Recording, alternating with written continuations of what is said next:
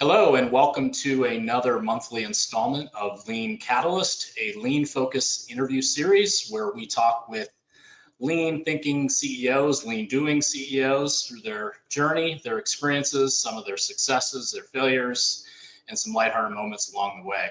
So in this dynamic monthly 1-hour interview series, we're going to bring together like-minded CEOs and leaders who've successfully embraced lean thinking to drive exceptional results in their organizations. Through captivating conversations, we're going to delve into their remarkable achievements, uncovering their strategies, their insights, and practical wisdom for what's propelled them and their organizations forward. Each series is going to feature an in-depth interview with a distinguished CEO who's demonstrated extraordinary leadership in leveraging lean principles. And it's a great opportunity for all of us to share experiences, strategies, valuable knowledge, and help others learn how to apply lean to their own leadership journeys. A few housekeeping notes before we get started. Today's webinar will actually be recorded, and for those who have registered, will receive an email whether you participated live or not, which will contain the recording from today's webinar. So you can watch that at your own leisure as many times as you'd like, or you can forward that along in your organization. Additionally, in the GoToWebinar display panel or control panel in your screen, you'll notice a section called handouts, 2 of 5. Inside of those handouts are 2 handouts that are of interest, hopefully to you. One is an article that talks about 7 ways CEOs lead a lean company differently from their peers, which I think is an interesting read. And I suspect you'll start to see some of those behaviors come across in today's interview as well. And then the second handout is actually a self-reflection set of questions. There's 14 questions that a aspiring CEO or a practicing lean CEO can use to pressure test where they're at in terms of maturity on their lean journey. Also a great exercise to do with your team as well, to self-assess your organization to see how well you're doing along the lean journey. Without further ado, it is my distinct honor to bring to you today's guest, Michael Egholm. Hey, Michael, how are you doing? You're doing great. Thanks for having me. Pleasure. So as president and CEO of Standard BioTools, which we'll cover here in a bit, Michael has brought over 25 years of proven leadership experience in developing and commercializing innovative technologies that drive success in the discovery and development of biopharmaceuticals. So a very niche application of lean, which I think is very interesting, especially given where the market's going.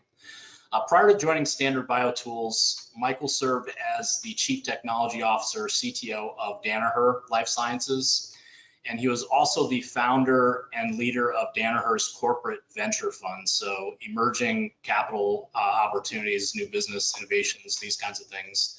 And during that time, he also led Danaher's Pall Corporation biopharmaceutical business, where he played a key role in redesigning its go-to-market structure, leading the company to what is today a multi-billion-dollar enterprise.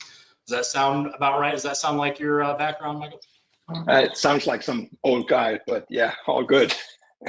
So for the audience, why don't you just give us a brief introduction of yourself and share some fun facts or maybe some things that people don't know about you as an interesting tidbit about your background that can help people get to know you a little better. Yeah, no, again, thanks for having me, and love sharing a little bit about my lean journey here. So the funny accent you hear is that I was born and raised in Denmark, and I spent about half my life in Denmark and half my life in the United States, but came here too late to fix the accent. I have had a very unusual career, probably because I've never been afraid of doing something I had no business doing, but I started out in academia, became a product developer. My team developed the world's first next-gen sequencer. We sequenced Jim Watson's DNA and the Neanderthal man. Many jokes buried in there, but it's true. And then I ended up working for larger companies, Hall, and then eventually Danaher, and done everything from developing new products, run billion-dollar plus P&Ls, and then actually done venture investing until a couple of years ago, I left Danaher to go out and synthesize all that into now being CEO of Standard BioTools. So fun fact, I'm actually not that interesting, but I've a couple of interesting hobbies, interests. I'm an avid yogi and also an instrument-rated pilot. And so I think the Venn diagram between scientist, CEO, yogi, and instrument-rated pilot is fairly narrow. So I'll take that as a fun fact. And hopefully you don't combine those two hobbies Not at the same time. Yeah. Nope. For those of you that maybe are not familiar with Standard BioTools, Michael, can you give us an overview of what the company is and does and kind of what your areas of focus are in the marketplace? Yeah, so the Standard BioTools, I'll give you just a little bit of the background because it's really central to the whole lean story. And then I'll talk a little bit about what the company actually does today. And so Standard BioTools was actually born out of all those years of experience developing new technologies, and particularly by my last stint where we drilled into the VC funded community, and where we saw all these great technologies. Many of them failed, as they should, that's VC funding. But what was really frustrating was that even when the technologies worked and there was a market for them, the companies never became great. So you have a bunch of technologies out there masquerading as companies and struggling with supporting customers in quality, growing consistently, eventually becoming profitable, which is the purpose of business, so they can sustain themselves. And it was actually that was my whole sort of life, working life, sort of led to that conclusion. And then at the same time, Eli Kasten of Kasten Capital had seen the same frustration as an investor, or as he said, like déjà vu all over in the boardroom year over year, having the same discussion. So the nucleus, that was really the nucleus to what became Standard BioTools. And so we decided to bring together a team of seasoned operators, not scientists that just want to run a business as it typically is. I, of course, realized the irony in that, and that's exactly what I am. But I got several years of good training at a company like Danaher, and then we also realized we needed to be on a platform, so not just a one-trick pony, but many different products at the same time. We committed to lean, and then we got really strong capital backing. And we did something really unusual, which was went out and hired and had a management team together before we had anything to do. It's everything the textbook tells you not to do. And then a little more than a year and a half ago now, we did a pipe into what was a company named Fluidigm, which was really exhibit A and B, fantastic technologies. It's actually might even help cure cancer. That's how powerful those technologies are.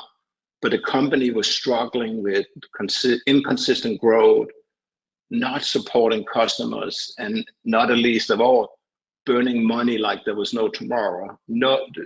Fluidigm is like many other companies out there, but we did a pipe in, and I came in with the management team. I had the nucleus of a management team I've assembled, and now we are off to the races. We have 3 technologies today. We have a highly differentiated microfluidics technology, the mostly used in genomics, and we can do flow cytometry, but we solve a fundamental problem of high dimensional detection. So we can do flow cytometry in 50 colors, which is the science is mind-boggling.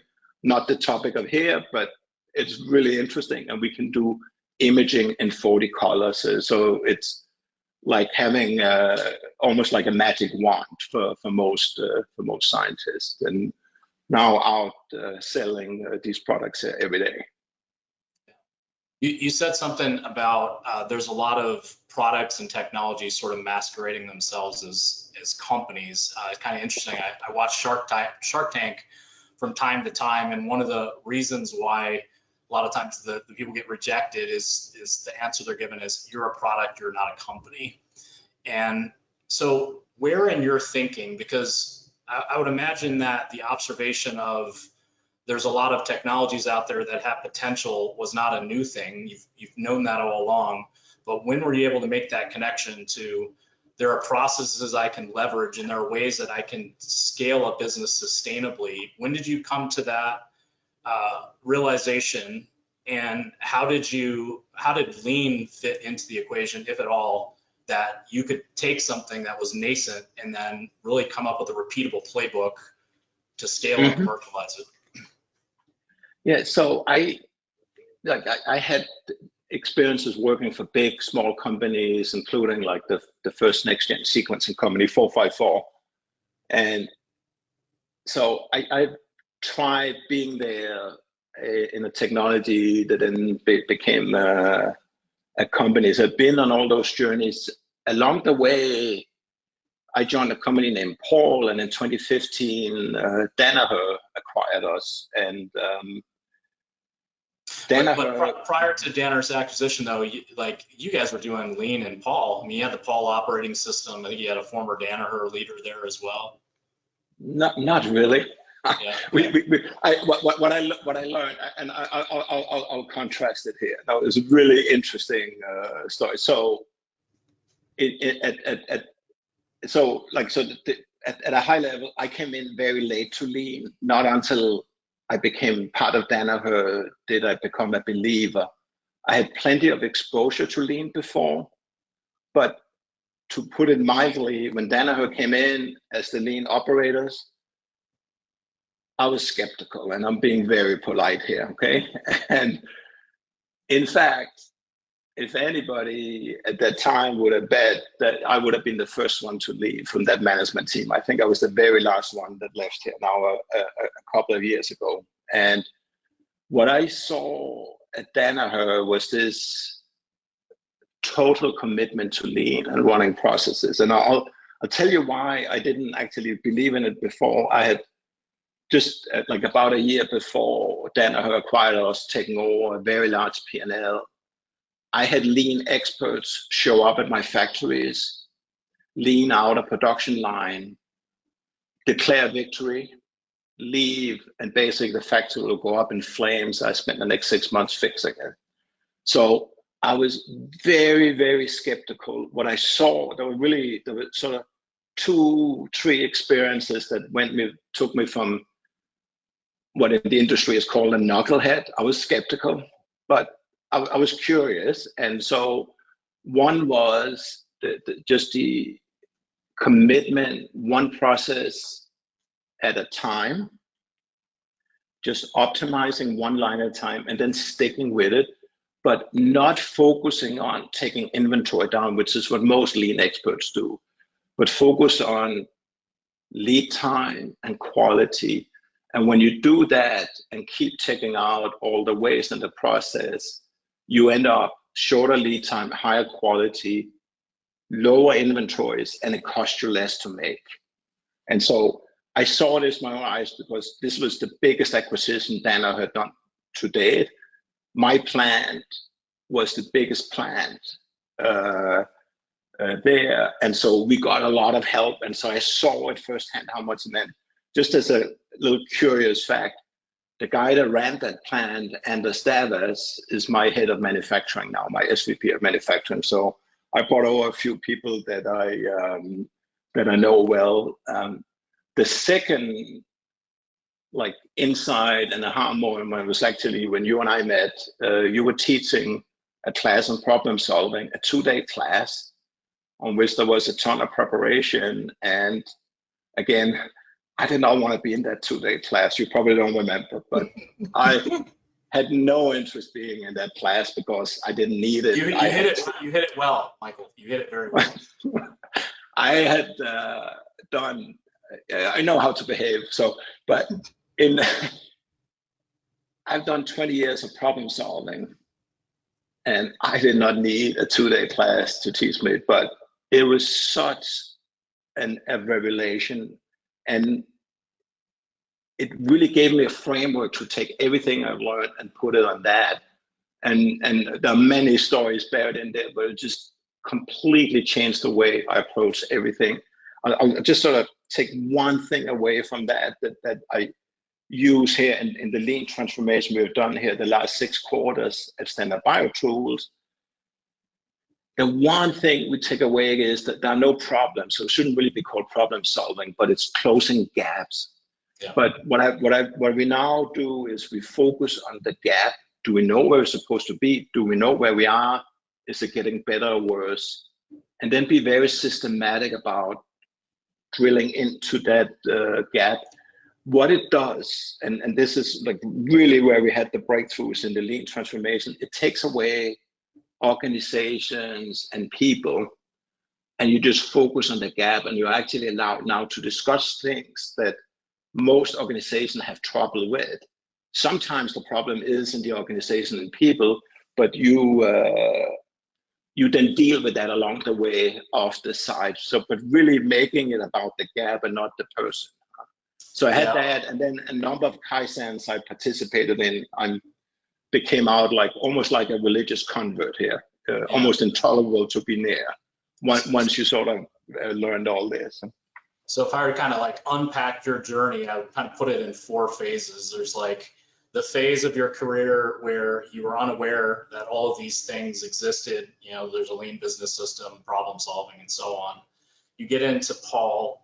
You're skeptical. You had some bad experiences with it. You didn't find religion or drink the Kool-Aid completely yet. Kind of phase 2 of your career, and then phase 3, you get into Danaher, and your eyes open wide up. For the first time, it seems pragmatic, practical, helpful.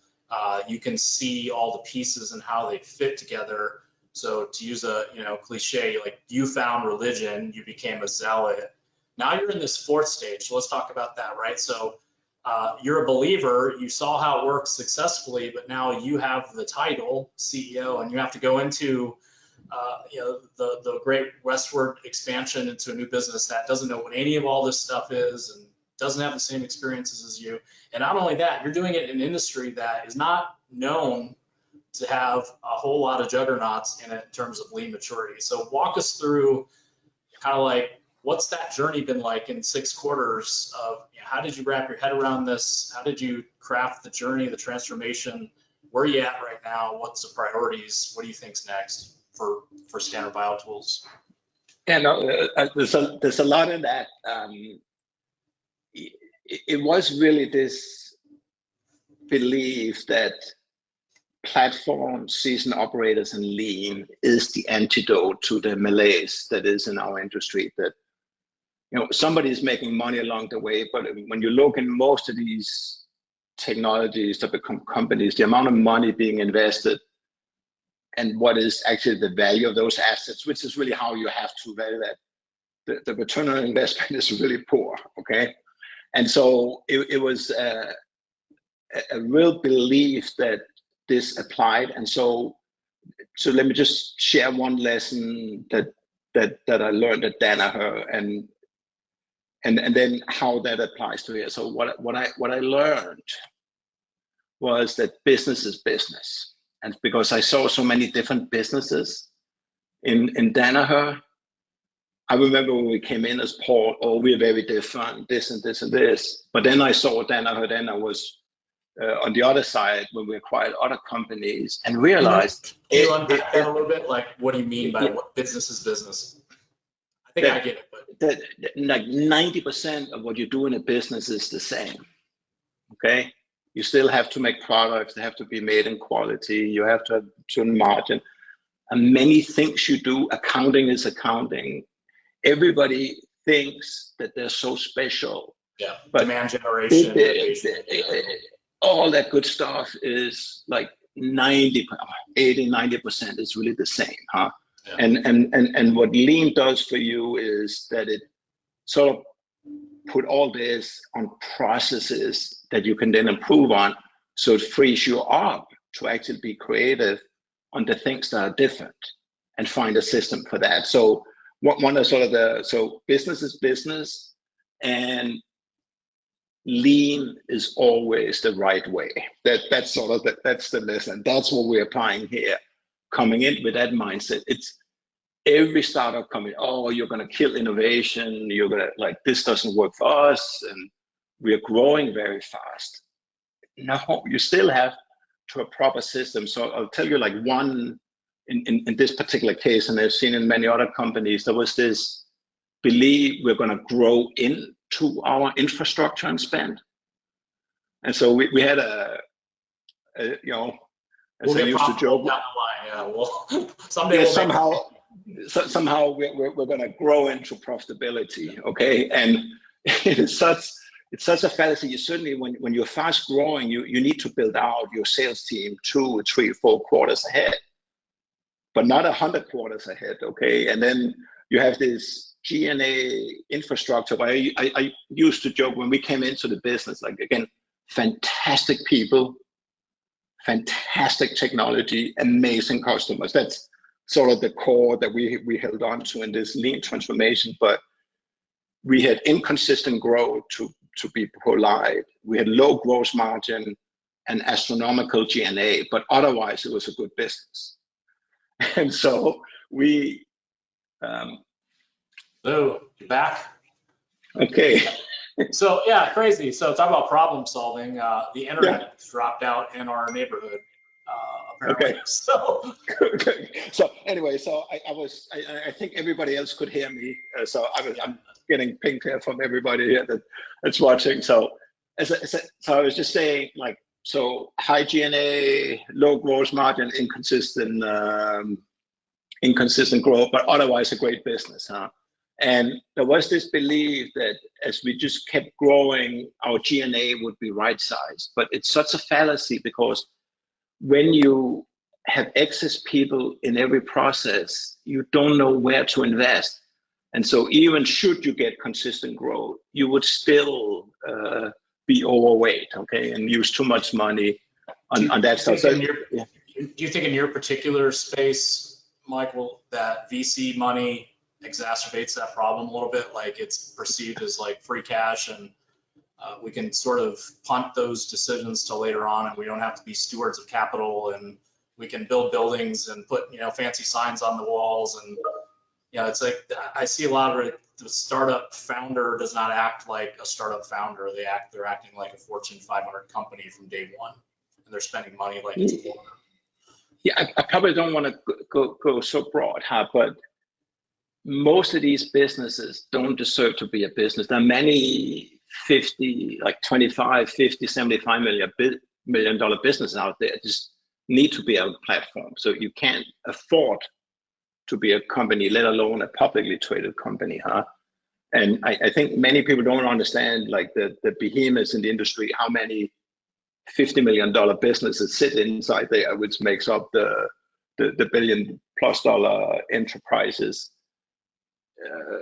I cry every time I meet with some of these VC funded firms that are in fancy buildings, multi-million dollar rent, the lease expense every year. It's really painful to watch those. And I'll keep talking because I believe everybody online can hear me. Okay, no, there you came back. So you see that, and then there's of course a belief that you can just grow the sales force, and then eventually the sales will catch up. But you really need to spend the sales resources on where you get the most bang for the buck, not chase every opportunity. And then Andy, my pet peeve, and where I have a fairly deep background, more is not always better. Huh? That obviously more money in R&D will lead to more products down the road, but you still gotta make sure that the team delivers. So all that was the background for us then stepping into Standard BioTools. I hope you can hear me, Damon. You look searching. I can't hear you.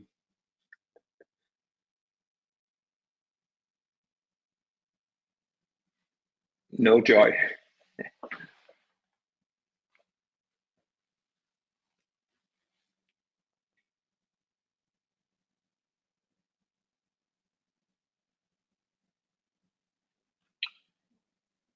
I cannot hear you.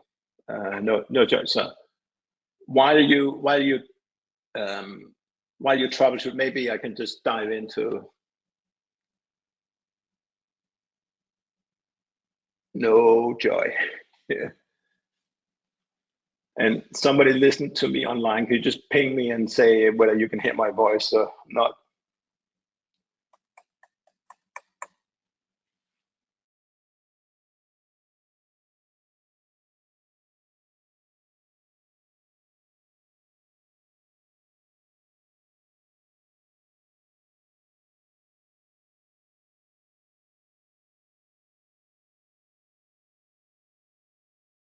How about now? Okay. Yeah, people are telling me that they can hear me, they can see me, and everybody can hear me. So while Damon troubleshoot, let me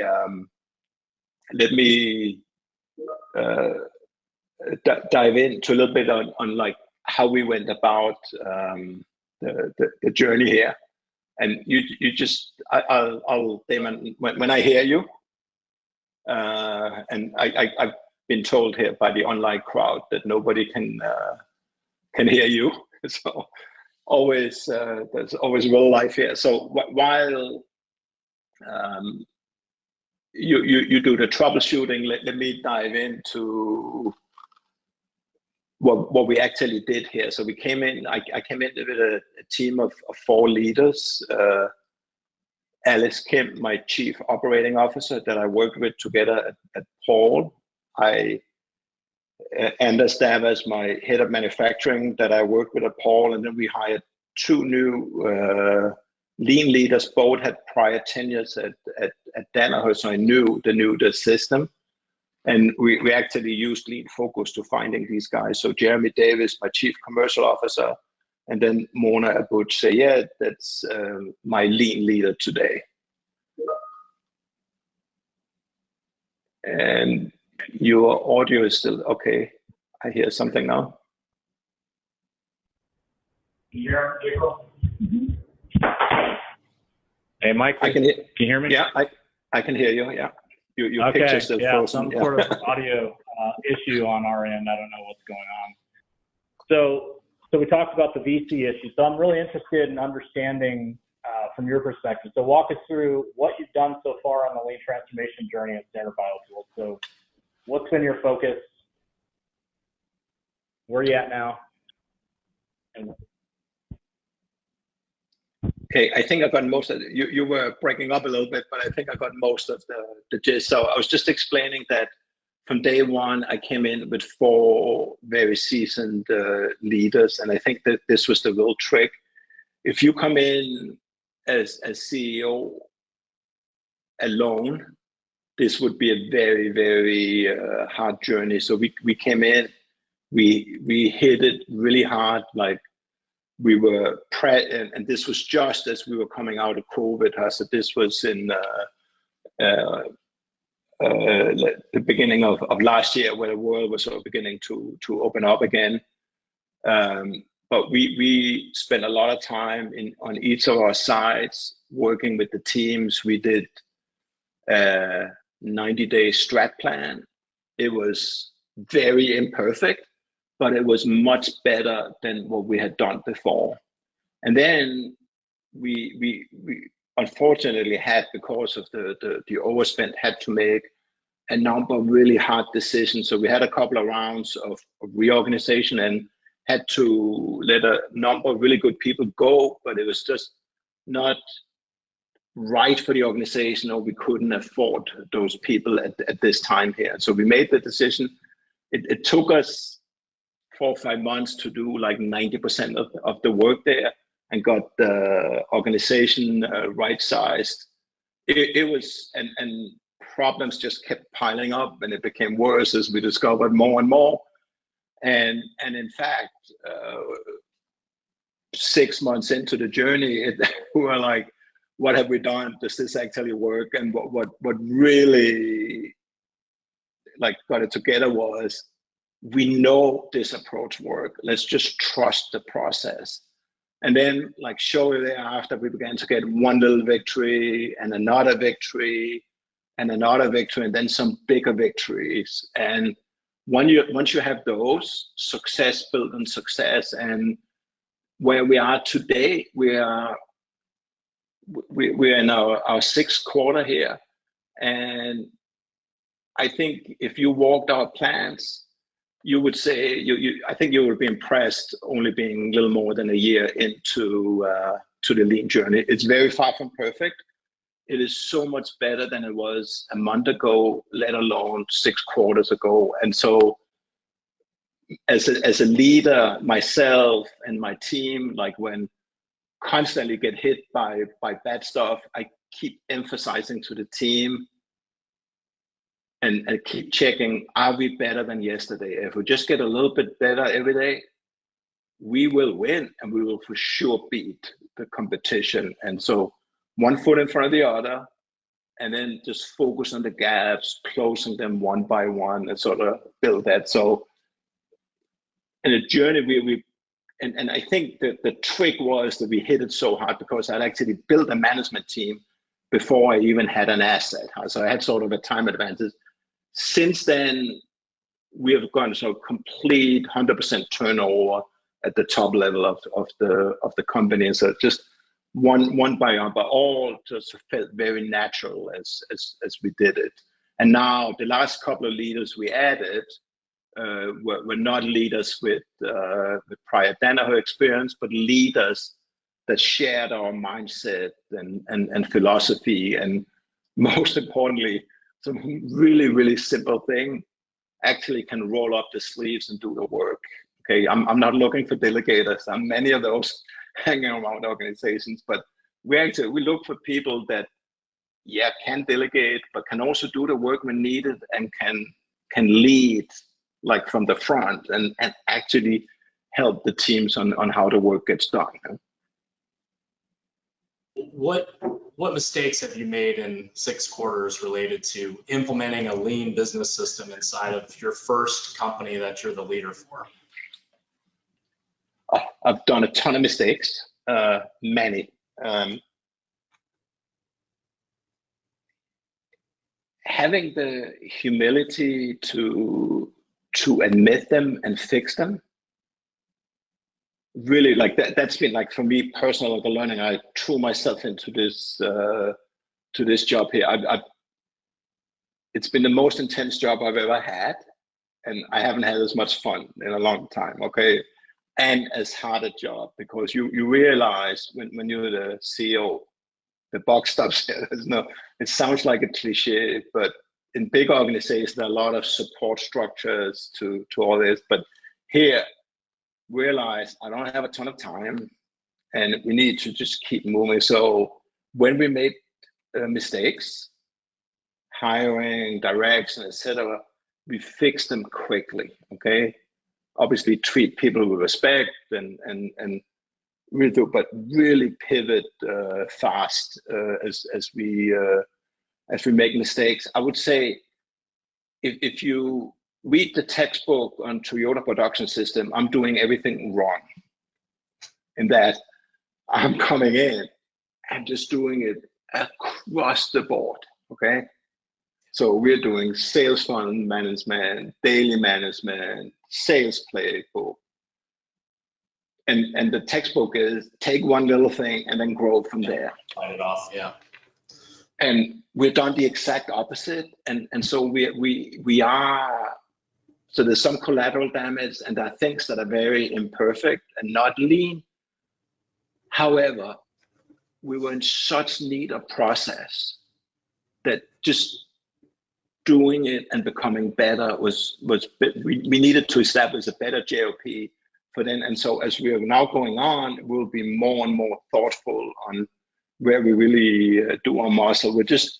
I'm just off a couple of days workshop on strategy deployment, and again, textbooks should say we're not ready for that yet, but we have technologies that can help develop drugs faster, even help predict how cancer should be treated.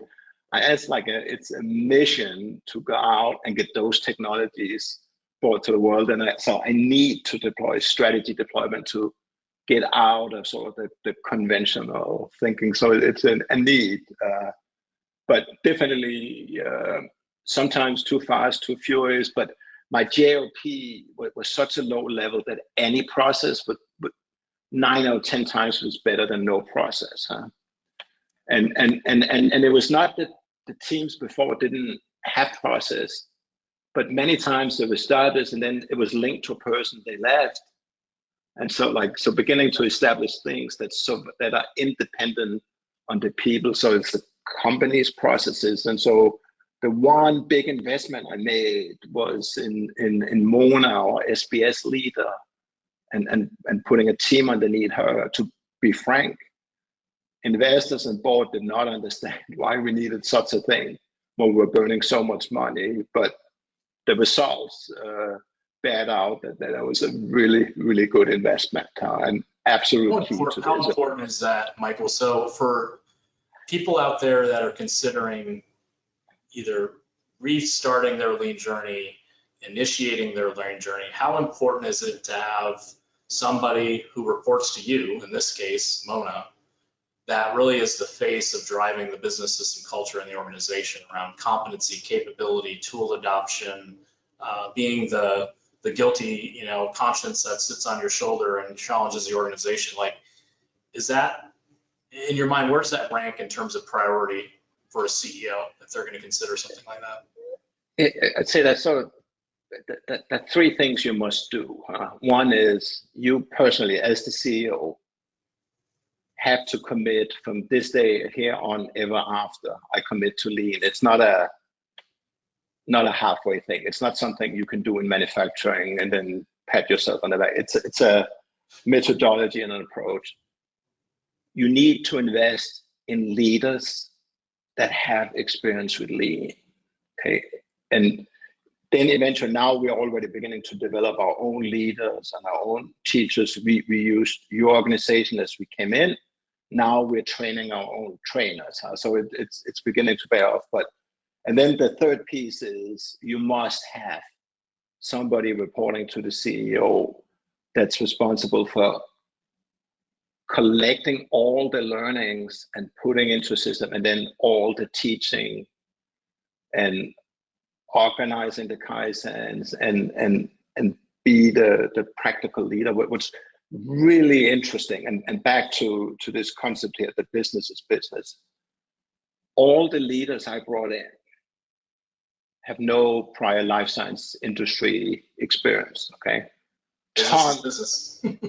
Business is business. They're all obviously off the chart smart, engineering degrees, most of them have MBAs, but 20+ year experience running things. And it was really interesting, all the leaders I brought on very quickly could very clearly articulate the value prop of our products, and then all the goodness begins.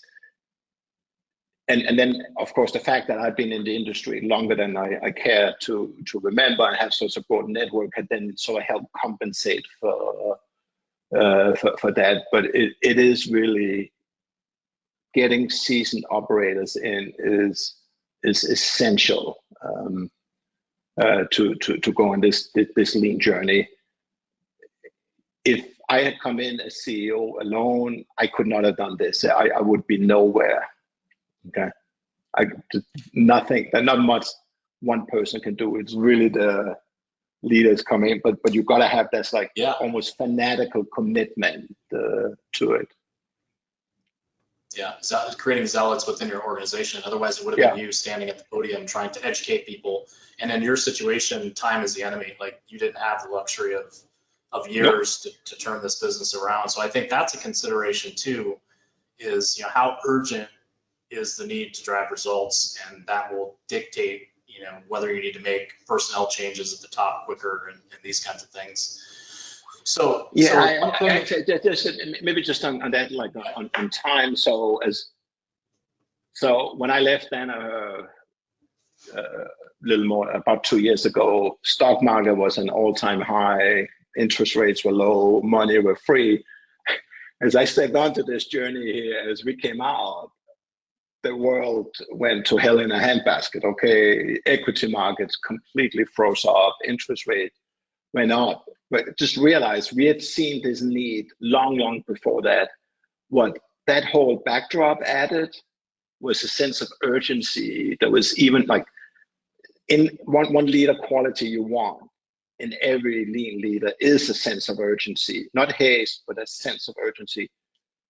That got amplified greatly as the world sort of was burning down around us on top of everything else. But it actually gave us sort of a bit of cover that people didn't follow the story so closely. To doing open heart surgery on a publicly traded company is not trivial either. Okay. Give us a peek into your calendar. So you've heard the phrase "go to Gemba," right? And a common refrain in a lean organization. So what does that mean for the CEO of a publicly traded company? Like, what are the things you actually find yourself doing to ensure that the lean business system culture is alive and well, and that we're driving results from it, it's delivering shareholder value, short of talking about it, like what's the inspect what you expect activities that you really view as important? So the first thing you need to do is that, like, as a public company CEO, there's a whole bunch of things you've got to do, and I'm glad I didn't know that when I stepped into that. But what we really like, so just the whole earnings cycle, closing the books, and reporting. It's a lot of work. We've probably reduced the amount of work it takes to do all that, like, by 80% now, which frees up my time. We implemented monthly operation. So we close our P&L monthly. I review all the KPIs monthly. Our monthly business review was Monday this week, and I made sure I was on one of our side up, actually our main side up in Toronto. So spent the day there with the team. Did do Gemba in manufacturing along the way as I was there. So always spent a lot of time on site.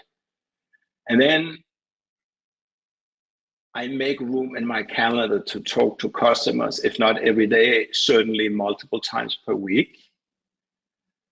And go see customers, really bend over backwards to create time for that in the schedule. And making sure it's both in the US and in Europe and in Asia. We have a plant in Singapore where I'm committed to be there at least twice this year. I'll be there 3 times this year. I will ideally really be there 4 times. It just makes such a difference when you go and see with your own eyes. So complete commitment to Gemba. And maybe share a little bit on the journey our Jeremy, our Chief Commercial Officer, and I were on. So a year ago when we came in, there's a big conference in our field called CITO. It's in May. So last year when we came in, we sat down, I think we spoke to 26, 27 different customer meetings we had, just lockdown. We didn't go to the conference, basically in a hotel. Boom, boom, boom, back to back. Every single one of those customers were not very happy with us, to put it mildly, yelling at us. And we, as I said, we just realized, oh my God, okay. We knew the technology was great, but there were so many things we needed to do. And we worked it really hard. We're still a long way. We're so much better than we were a year ago. We were just at the CITO conference here in May. Nobody was yelling at us anymore. There's still gaps we need to close. And most of them actually thanked us for what we were doing. But the thanks actually goes to my customers, because without customers, there's no business. Okay, so that's really sort of another really key thing in lean. It's all about the customers. Yeah, and I know you personally, and I know that when you mean customer, you're not talking about the executive business that you're selling to. You're talking about the users of your products and services and the multiple personas that interact with your business to know Yep. how you guys are performing, right? In addition to meeting with those executive relationships, of course. Yeah, we do all that. That's the easy part of the job. The hard work is to really make like a little cheat I have, I can maybe share. So whenever we go to a university, they're always like, oh, do you want to see the lab? And there's always a comment, oh, you probably don't, because every lab is like any other lab. And I'm like, time out, take me to the lab, okay? And go in, and then I chat with the people at the bench using the instruments. When was the field service engineer there last time? The field application specialist? What did they tell you? What are you working on? Obviously, look what other competitors' instruments are. Asking them, how do you use that? So it's really, it's a mindset. Huh? Yeah, I think a key, this is my take, but I think a key trait that a lean CEO has is they run towards the reality. They embrace the reality, and they don't rely on multiple levels of the organization that filter the message as it comes to the top. They do a level of diligence themselves to go see if what's happening is really happening as people say it is. And not only do you do that behavior, if people see you doing it, then others in your organization will also share the same muscle memory. And we're always in search of a problem or an opportunity to work on, and we're never done. And I think that's a key. Yeah. Would you agree with that? No, very much so. And for us, it was just facing the brutal reality, huh? And so we had actually done we actually were only allowed limited diligence as we went into the deal, but we've done everything using every trick in our playbook coming in, being prepared April 4th last year. But I went in on day one and gave 3 priorities. One of them is quality, okay? And I had, like, on day one to the entire company, our quality is not where it needs to be, and we need to dramatically improve it. And so maniacally focus on that. It goes back to that, like, very early, like, prior experiences with lean. People think lean is about taking inventory down and cutting costs. No, lean is about improving processes. The 2 sort of key things you improve is lead time from when you begin to you get it out, and then what quality does it come out in, the yield, the quality. And you got to maniacally focus on that. And then it actually is cost less to produce things fast in quality. That's the insight. Most people get it the other way around, huh? But making the company face that brutal reality was tough. People didn't also know that Fluidigm that we took over was running out of money. I would say half the employees had no idea. Yeah. Even all the information was publicly available. So they're like, why new management?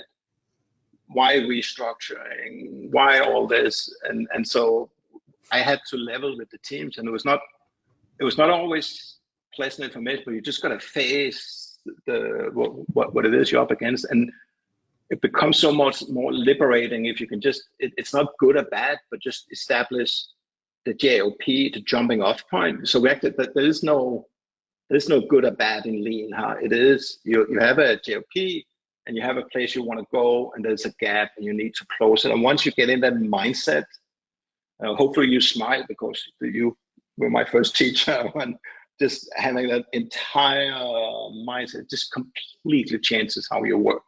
Yeah, and it's such a simple thing, but it's so complex and nuanced, as you can attest to. Are you ready to hear some questions from the audience? Absolutely, bring them up. Okay, so first question, have you noticed how your habits, Michael, have been picked up by your team? I guess good and bad habits, I could one too. Yes, for sure. Like one of the hard things about being CEO is you're always on. Everybody notices what you do all the time. So, and I have about inherently, genetically, like the attention span of a goldfish. Okay, so I really have to work hard at this thing, focused, and as we said in these all-day business reviews. But I'm there, I'm present, I'm really, really present. I lean in, okay? And my leaders do the same. So that's one habit. I hope my salty language haven't rubbed off on too many people on that. But then, like, the enthusiasm for what we do, I think, is also infectious. And as I shared, I was just at our Toronto side, and it's such transformation from 6 quarters ago.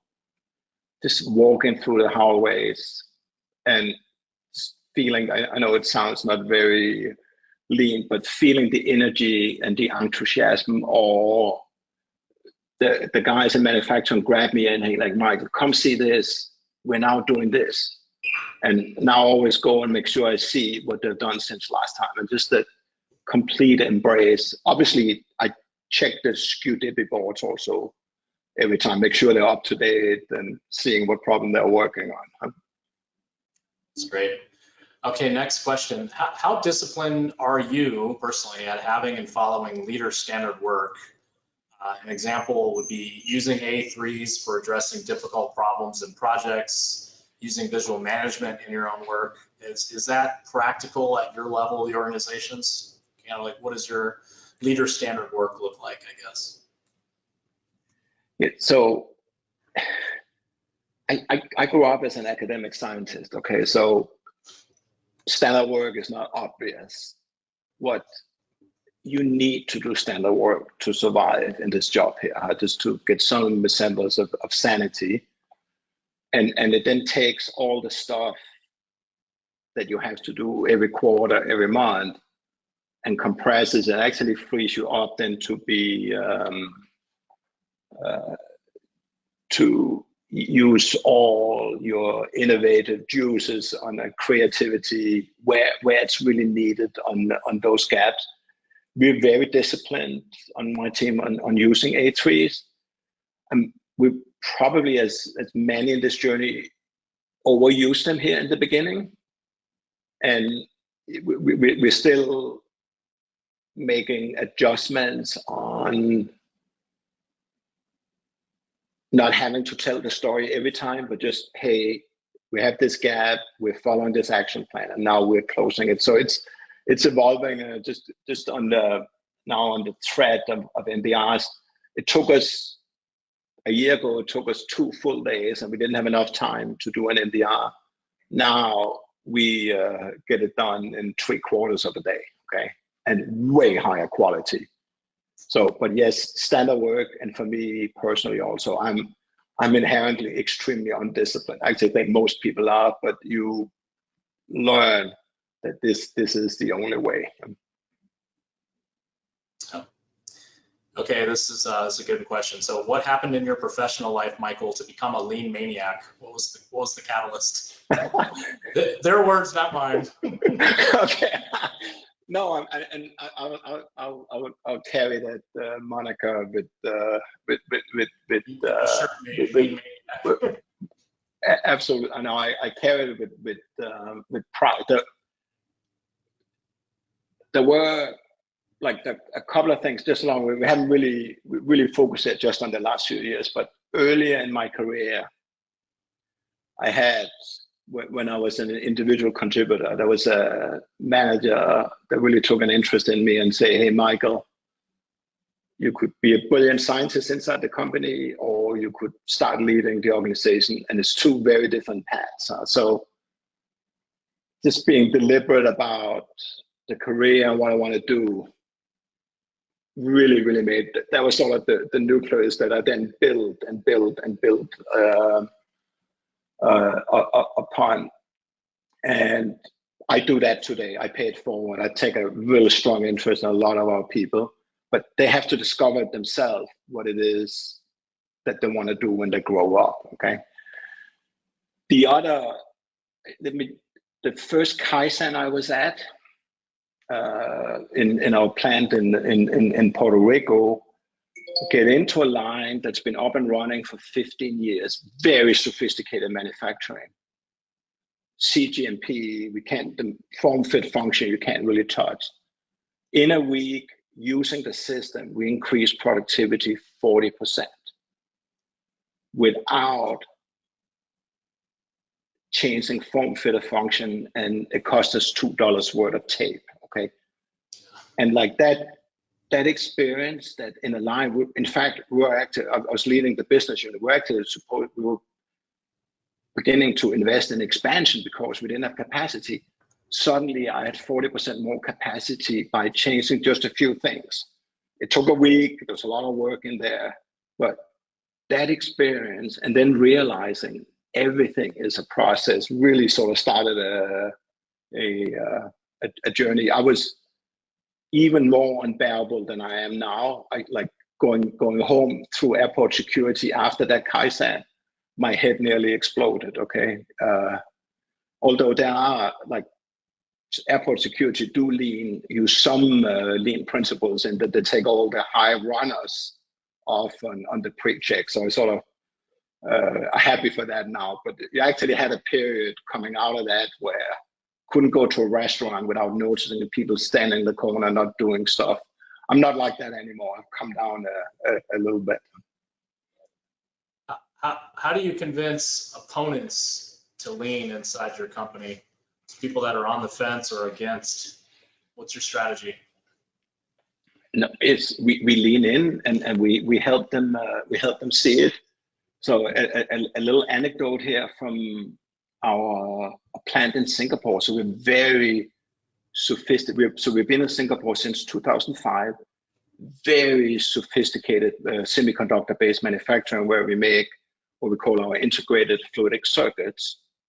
And when I got there, when Singapore opened last year, I think it was July when I was there first time, they were like, Michael, we're semiconductor guys, Six Sigma, we're so metric driven. I don't understand what lean is going to do. So I had Mona and Anders spent a lot of time with them on the process. It turned out the process for making our core product had never been in control. It was jigsaw here. We got by going in, applying A3, and then Anders and Mona spending the time there, the sweat equity.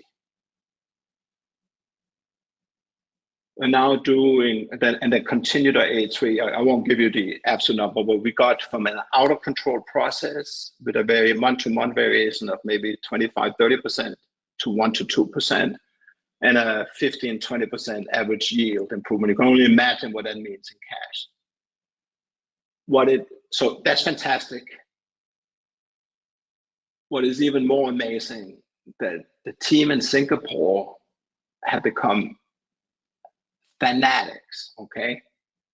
Absolutely fanatics about lean. I've never seen anything like it. At the same time, we insourced an instrument manufacturing line, and we set it up lean from get-go. From day one, I would have thought I would be 5 years into a lean journey. So they went from, Michael, we don't understand what this means, to, and being skeptical, I think, to like fanatical. Okay, I love it. I absolutely love the enthusiasm. I was just there like a handful of weeks ago here, and just like the energy. And when I did Gemba with them there last time, we started then on the next, and I could introduce a concept that was new to the team of tag time. Okay, and just how important that, but like 15 people at Gemba, okay, with the CEO. It was really amazing. I cannot wait. I'm coming back in October, and I cannot wait to see how much further our team has gotten there. Okay, and same experience in our facility up in Toronto. The teams actually embraced it sooner, and the key just doing improvements that are just, it's amazing. So lots of things I see, and then, as you know, as a lean leader, you gotta focus on the improvements and then point on like on the next thing and the next thing. Okay, and so you gotta sort of find the right level, but so much goodness there. Yeah. When will you be done with lean at Standard BioTools? That's a really, really easy answer. Never. You're never done. Just keep saying tomorrow. tomorrow. No, there's always more. There's always more. And again, like, I cannot believe how much better we are than we were like 5.5 quarters ago. And I cannot believe how much more we have to do. Okay. Yeah. So that's where the tension is getting. You got to drive, and you got to have the humility to know that you're never done, and there's always more. And then, as you also know, as you get into this journey, you will begin to see backsliding and stuff. So it's you have to keep fighting off the crocodiles, is sort of the metaphor I have in my mind. Yeah, for sure. Great closing words of wisdom. So that was an hour, really fast. Apologize for the audio difficulties there. We'll clean that up next month. Michael, thank you. As always, it's great to see you. The energy and the color is back in your face than when you first joined. So it looks like things are moving in the right direction. So before we bid farewell to all of you, I want to encourage you all to take a moment to reflect on the things that we heard and learned today from Michael, and how you can apply these lessons in your business or on an individual level. If you have any further questions or would like to explore the possibilities of how you can get started with your own transformation, don't hesitate to reach out to us. See our contact information there on the screen. Once again, thank you, Michael. Appreciate it. It was great seeing you. And I hope to see everybody on next month's edition of the Lean Catalyst, where we'll have another engaging, dynamic CEO speaking about their lean journey. Thanks, Michael, and thank you all for joining, and have a great rest of your day and week. Bye now.